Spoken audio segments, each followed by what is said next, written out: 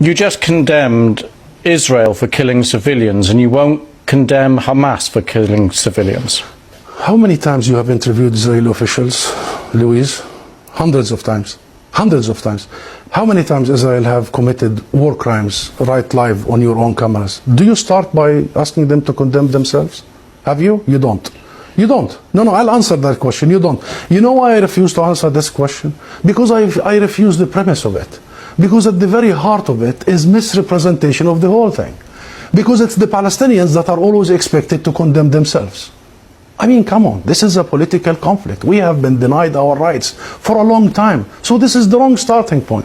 The right starting point is to focus on the root causes, is to try and get out of this extreme dark tunnel, as opposed to this business by BBC and the mainstream media for 75 years. You bring us here whenever there are Israelis who are killed. Did you bring me here when many Palestinians in the West Bank, more than 200 over the last few months?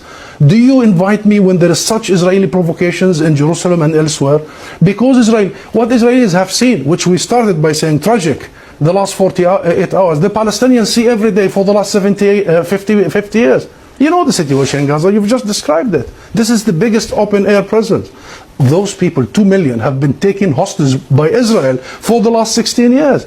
So I'm saying this just to say, Louise, perhaps this is about time we abandon this rhetoric, very dangerous, this framework, and we start giving people the real ugly truth sometimes.